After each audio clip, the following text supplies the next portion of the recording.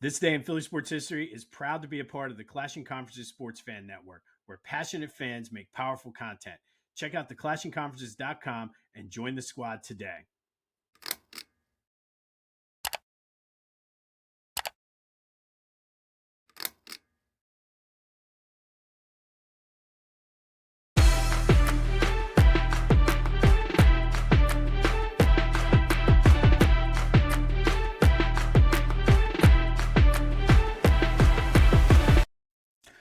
What's up, everyone? Welcome to This Day in Philly Sports History for April 29th, 2026. I'm your host, Joe Montgomery. Welcome to a Wednesday edition of the podcast. Happy hump day to everyone out there. Yes, you saw that last night. That is what this team is capable of. Was it a perfect game? Absolutely not. VJ Edgecombe could have done more. However, he hit a couple big shots when he needed to. Paul George could have done more, but same thing. He got a little bit into foul trouble. But man, that fourth quarter was exactly what this team is capable of. And I'm going to start off, and I mentioned this the other day, and I'm going to say it again. Say whatever you want about Joe not being able to stay healthy. However, you cannot question that man's toughness. Dude was absolutely exhausted and spent. You could see it. And again, yes, he misses way more games than he plays in. Unlucky, injury prone, whatever you want to call it. But to come back less than 3 weeks after having an appendectomy and put up 33 points, 8 assists. Defensively, he was even playing a little bad defense before the appendectomy. But to step up and play some good defense when he had to, that man put that team on his back yesterday.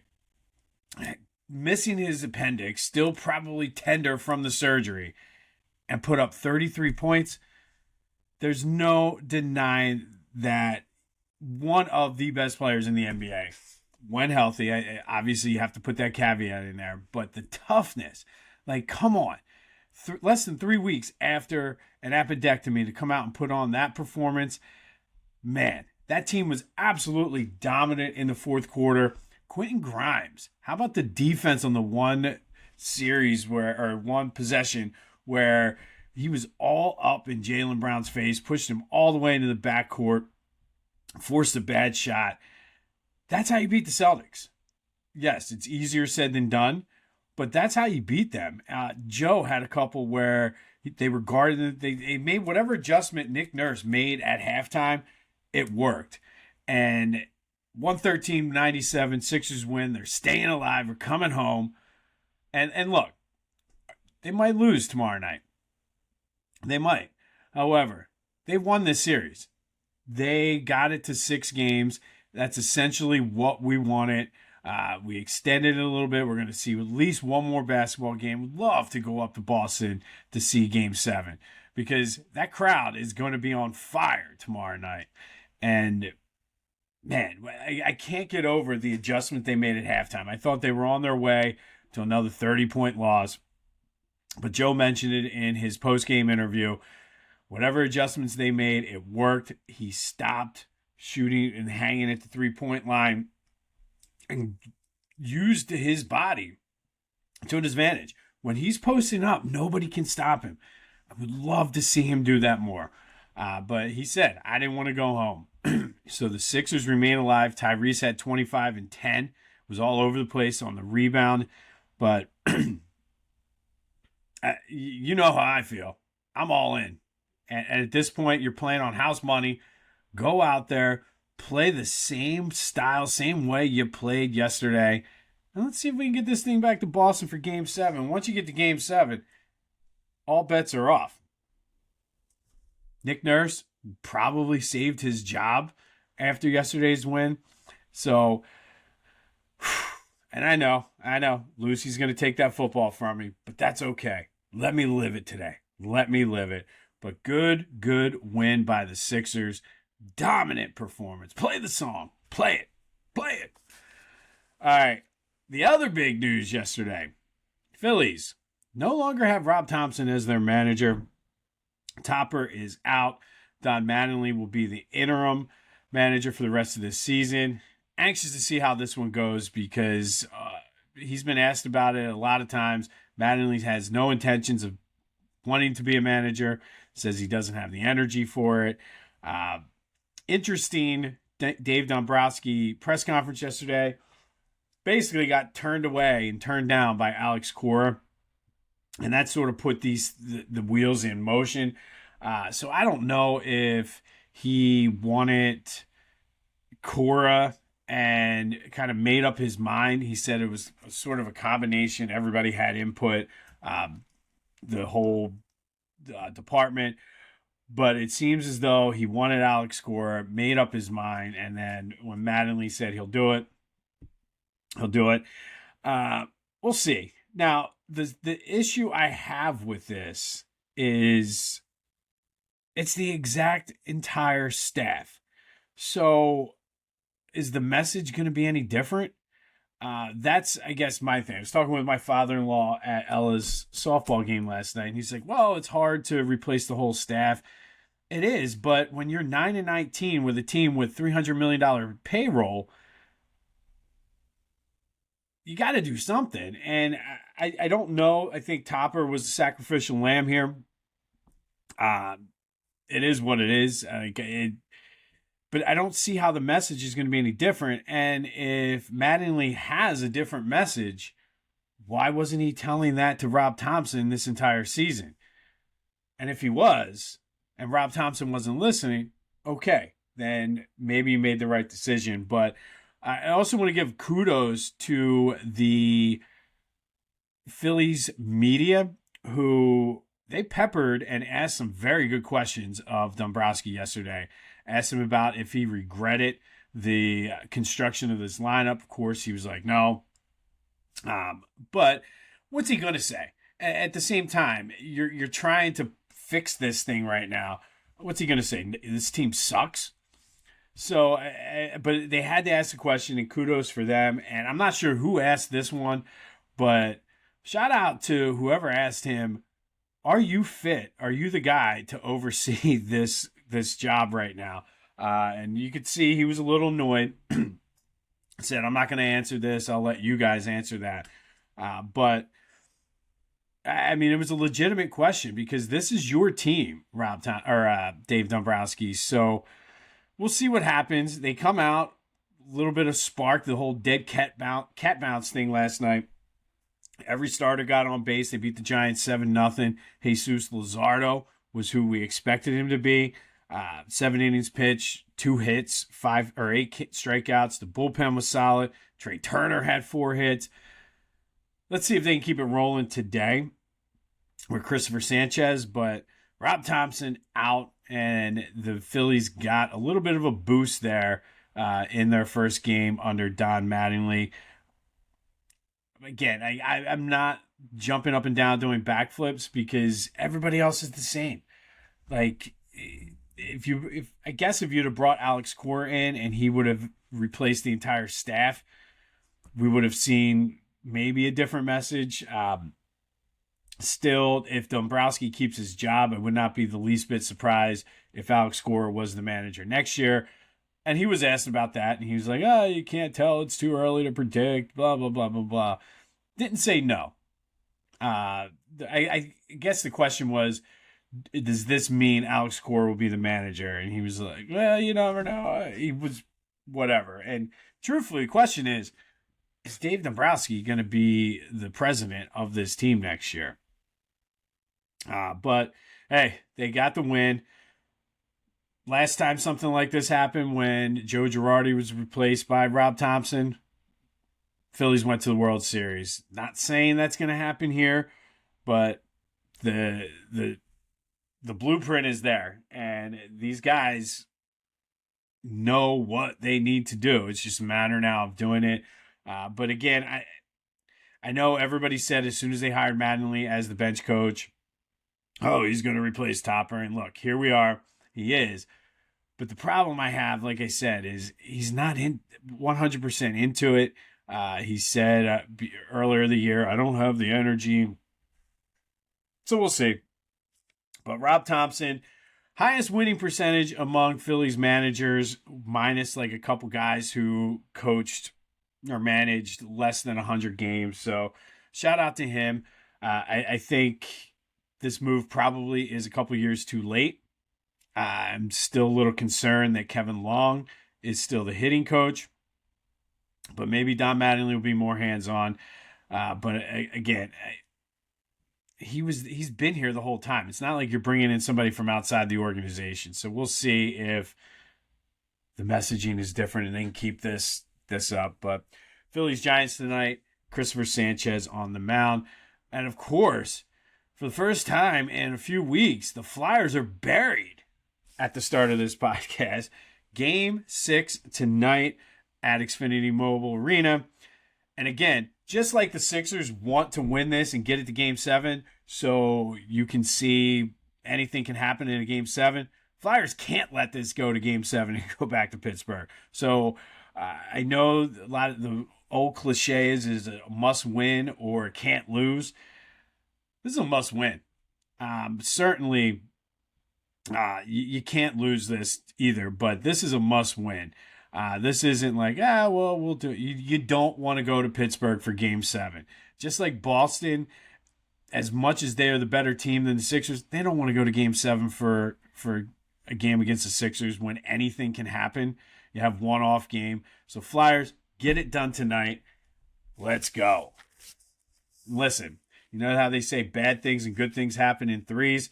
Well, we've been dealing with multiples of 3 for the past 2 weeks of bad things happening. Sixers win, Phillies win, Flyers win. Let's go. All right, so the others, going to the Eagles, the story with the A.J. Brown thing now is there's likely a first round pick in 2028 for A.J. Brown, which if that's what they get, I mean, that's honestly a great return on investment considering you gave up a first round pick for him in 2022. You've been to 2 Super Bowls, 2 NFC East championships, and a Super Bowl championship. I mean, you get essentially the first round pick that you traded for AJ back. It's a pretty good return on investment if you ask me. Now, the thing that is complicating it somewhat is, and again, I don't know, this is speculation, but I said before when I speculated, there's going to be more to the Rossini-Vrabel story, and there's a lot more. Apparently, I saw a tweet, and I forget who it was, and it wasn't a relatively legitimate source, but basically saying the Patriots are kind of having a contingency plan just in case Vrabel ends up resigning. And I guess that begs the question, if Vrabel is no longer coaching the Patriots, is that something that A.J. Brown wants to be a part of? And so that might complicate and I guess mean either A.J.'s coming back or Howie has even more leverage to get teams into a bidding war. So we'll see how that plays out. But it's just something to kind of put on the radar because a lot is happening with that situation. And this was a funny story. I figured I would mention this. There was a story that when Younghoe Koo completely botched that kick where he overstepped and fell, there was an Eagles fan who was cracking up at it and then didn't feel right. So went to the hospital, ended up with a seizure, found out they had a brain tumor. So the Giants, being terrible last year, actually saved the guy's life. Kind of a funny story, and kudos to him for being healthy, but I thought that was funny. Sometimes the Giants are going to giant. All right, yesterday's trivia question. There were 2 triple plays in the history of the vet. Only 2. The one we talked about yesterday in 1991, and then there was another in 1999. Both turned by the Phillies. Hard to believe that there was only 2 triple plays in the entire history of the vet. All right. Be sure to follow me on all social media platforms at Philly Jimbo. Subscribe to the YouTube channel, Jimbo_Mont, and continue to spread the word. Don't forget to check out the Philly Sports Hall of Fame blog. The link is in the description. And as I always try to do, I want to make sure I'm accurate. And in listening back to yesterday's podcast, kept saying Al Leiter was Mark Leiter's dad. No, Mark Leiter Jr.'s dad is Mark Leiter Sr. Al Leiter is uncle. So Uncle Al. And just always like to make sure I'm giving you the most accurate information. Want to show off your Philly pride without saying a word? Philly Goat has you covered. From tees, hoodies, shoes, and hats, their gear screams Philly louder than an Eagles fan at the vet. Whether you're tailgating in South Philly or trying to flex down the Jersey Shore, do it in style. Hit up phillygoat.com, use the promo code Jim Montgomery, and get 10% off your order. Philly Goat, because being Philly ain't a choice, it's a way of life. Go Birds! Be sure to check out their Mother's Day selection. You might not have enough time to get it delivered before Mother's Day, but Philly Goat outdid themselves with the Mother's Day collection. So if your mom's a big Philly sports fan, go check them out. All right, April 29th. First, we're going to go back to 1981. And heading into a game against the Expos, Steve Carlton needed 3 strikeouts to reach 3,000 for his career. Struck out Tim Raines, Jerry Manuel, and Tim Wallach in the top of the first to reach the milestone. He became the 6th pitcher of overall to reach 3,000 strikeouts, the first left-hander to get to 300. Del Unser hit a 3-run double as the Phillies beat the Expos this day, 6-2. Carlton ended up going the entire game, ended with 9 strikeouts, en route to his third place finish in the Cy Young voting behind Fernando Valenzuela and Tom Seaver.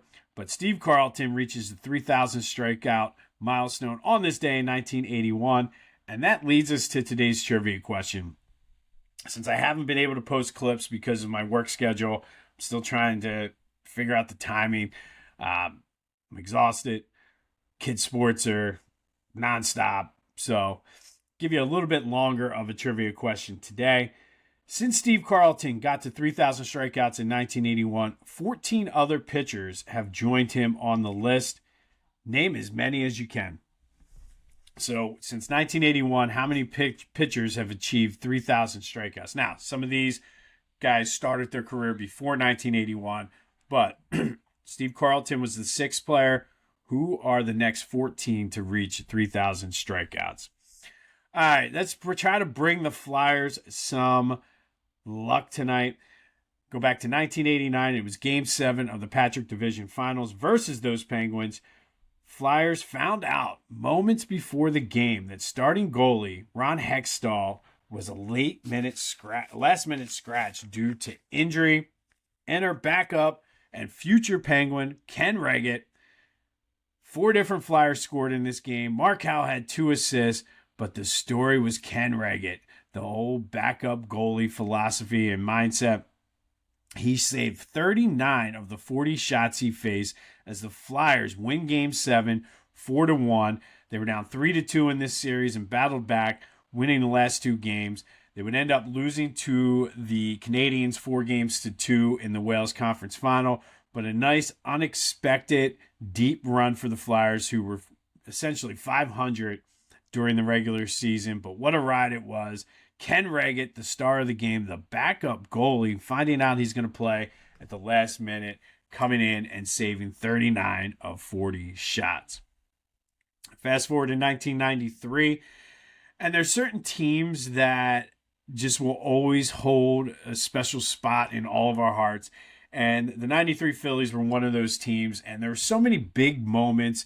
I was like 12 or 13 during that time, and you kind of, there's like core memories from some of those games and some of those hits and some of those plays. One of them happened on this day back in 93. Phillies were clinging to a 5-3 lead in the bottom of the 8th. Padres had the bases loaded against David West. Bob Gehring came up, hit a deep fly ball to left center.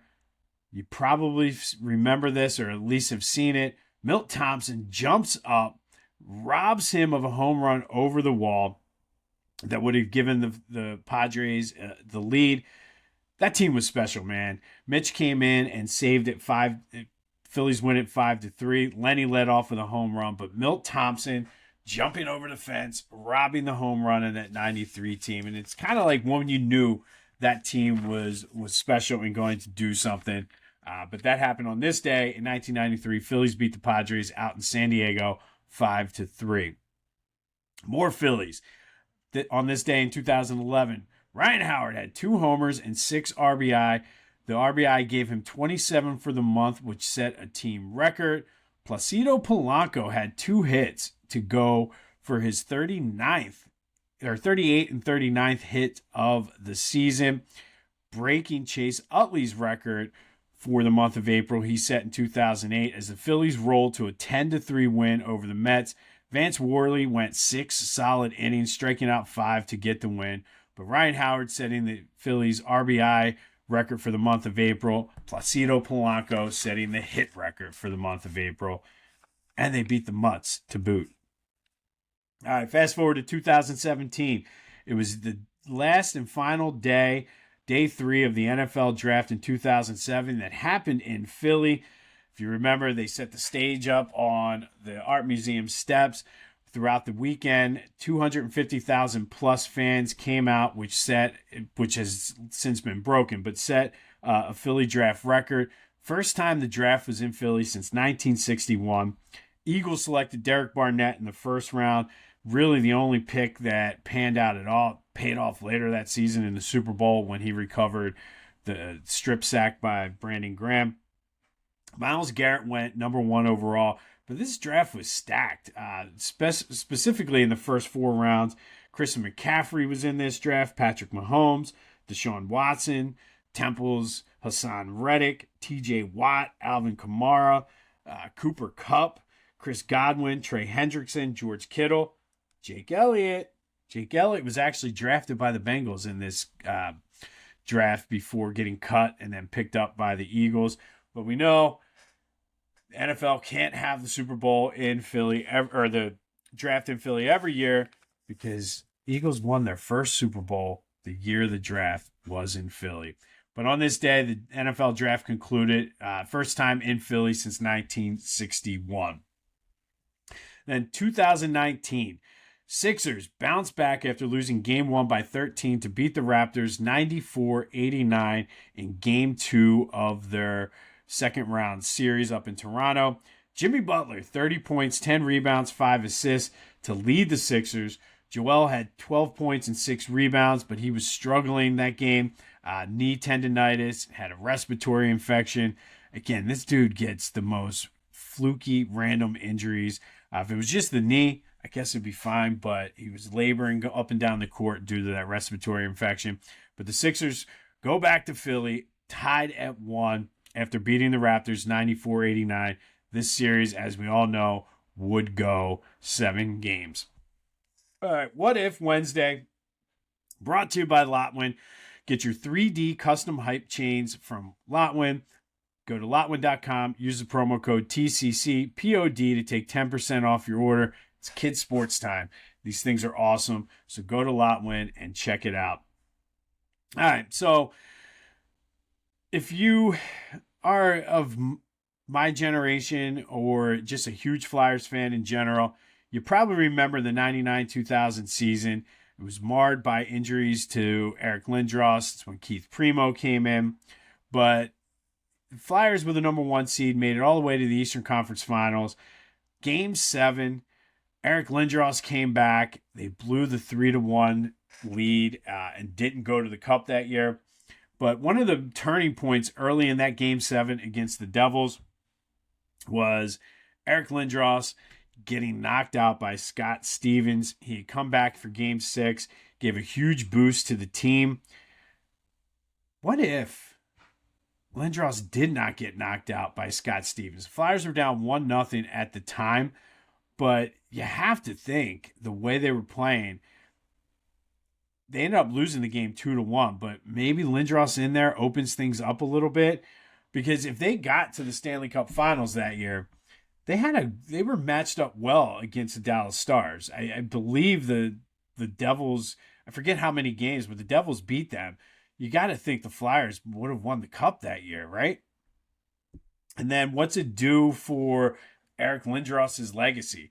That was the year that things really went bad between he and Bob Clark. Maybe because he's a cup winner, Bobby Clark kind of looks at him differently. It certainly changes the narrative of Eric Lindros' career.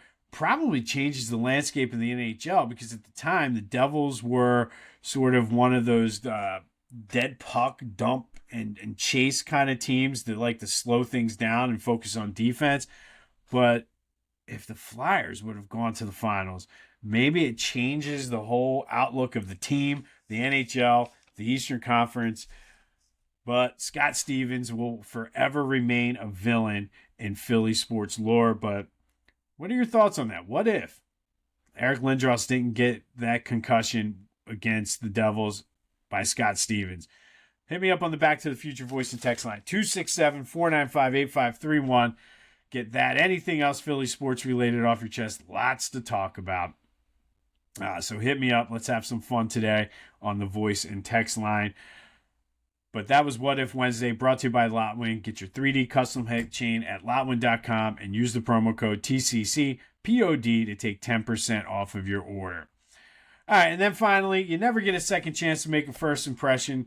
In Philly, first impressions can last forever, sometimes good, sometimes bad, sometimes ugly. This month, we're going to take a look at all three. And today, one Nick Foles. I had a decent rookie year. It was the last year of Andy Reid, so that team was pretty bad, but did enough to impress. Started with Chip Kelly, or ended up getting to start under Chip Kelly. 2013 had the 27-2 year. Everybody was like, oh my goodness, this is the quarterback of the future. Unfortunately, in 2014, broke his collarbone and missed half of the season, and then was traded in 2014. But man, that 27-2 was such a good first impression here in Philly. But we all know how the story ended. Nick Foles came back, totally redeemed himself, winning Super Bowl MVP and getting the Eagles their first ever Super Bowl. But Nick Foles essentially had three careers, I guess you could say. You had the 27-2 era, you had everything else before he came back to the Eagles, and then you had the Eagles era. But Nick Foles will be a legend in Philly forever from winning that first Super Bowl. But some people forget that he was pretty damn good his first time around in Philly. And then combination of the broken collarbone and Chip Kelly just being a moron kind of derailed the first half of his Eagles career. But Nick Foles, pretty good first impression, is today's focus for You Never Get a Second Chance to Make a First Impression. We'll have one more of these tomorrow as we finish out the month. And then kind of random, I'm not sure what I'm calling it yet, but for May, I'm going to look at people that randomly have ties to Philly sports. Some you might know, some you had no clue had ties to Philly sports. So looking forward to that as we go into the month of May. Be sure to let me know your thoughts on Eric Lindros and the what if on the Back to the Future voice and text line, as well as the trivia question. Who are the 14 pitchers who went to 3,000 strikeouts after Steve Carlton did it in 1981?